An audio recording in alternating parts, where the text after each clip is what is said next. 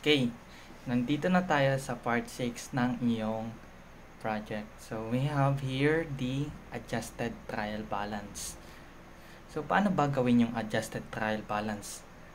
Simple lang po, kunin nyo lang yung sa worksheet, then gayahin nyo lang po yun. Okay, ito po, copy nyo lang po yan. Then, copy nyo to, then makukuha nyo yung adjusted trial balance.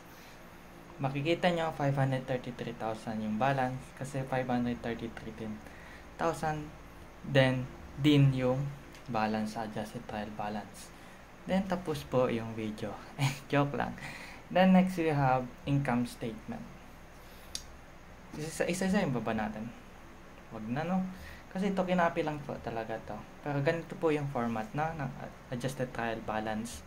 Kung dati unadjusted, ngayon adjusted trial balance. So code natin is 1, 1, 2, 1, 3, 1, 4, 1, 5 respectively, and ito yung amount nila respectively. Again, saan po nakuha? Sa worksheet po, no? Okay,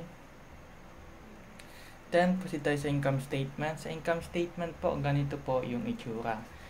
Lagay natin yung title, Cyrus Self-Fund Repair Income Statement for the year ended December 2024. Saan po ito nakuha? Sa worksheet po, no? Ang service revenue was 220,000. Then, i-minus lang po natin yung 69,300. Kasi sila po yung expense, no? So, isa-isay natin lahat ng expense. I-add po natin tong 15,000 plus 1,300 plus 50,000 plus 3,000 is equal to 69,300. Then, pag inad po yung gross revenue or the service revenue, gross meaning wala pang deduction, pag dineduct mo po yan sa lahat ng expense, ang tawag na po dyan is net income.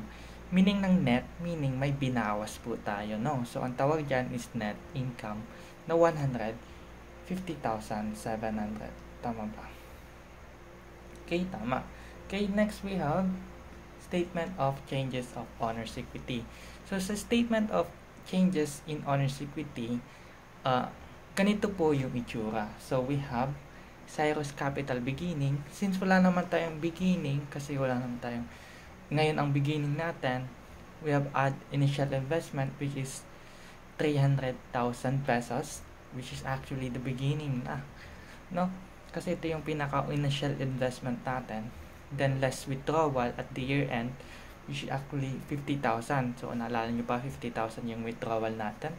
Then, ang total niya was 250,000. So, ito yung difference nila, 250,000 pesos.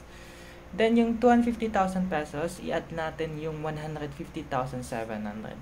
Pag na-add po natin yon, ang makukuha po natin is yung capital end or yung ending balance ng capital. Yung pinaka dulo, no? Yung ending balance, so which is actually 400,700. Paano po gawin yung balance sheet? Ganito naman po ang balance sheet. Sa balance sheet po, kopyahin nyo lang po to lahat ng nasa worksheet nyo na balance sheet account. So, ano pa yung laman ng balance sheet? Ang laman po ng balance sheet is actually the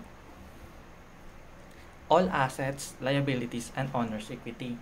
So, lahat ng asset, i-enumerate mo lang: cash, accounts receivable, prepaid rent expense, supplies, office equipment, and accumulated depreciation office equipment, which is our contra asset account.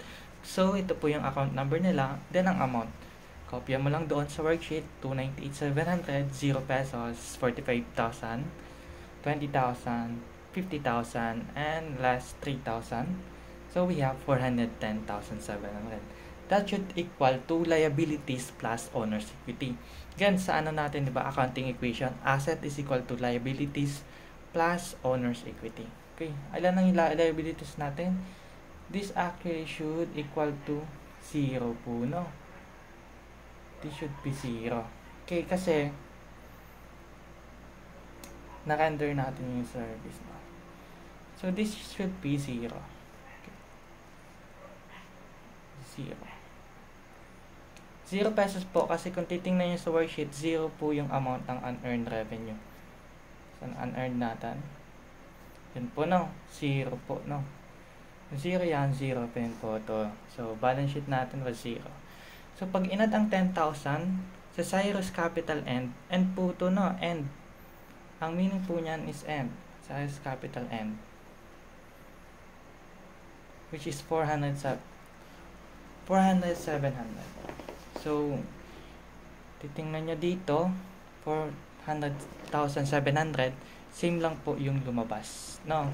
Sa capital N. Itadagdag ito po na capital N, iko-konektado po siya sa balance sheet na 400,700. So, makikita nyo, balance po, no? 410,000 and 410,700. Next, we have statement of cash flows. Sa next video na lang natin to. Closing entries. Okay. Next na lang natin ang closing entries. So, tapos na tayo sa lahat ng FS. So, natapos natin yung adjusted trial balance. Natapos natin yung income statement, statement of changes of owner's equity, the balance sheets, and the balance sheet. No? So, next is yung statement of cash flows and closing entries and the posted trial balance. Okay.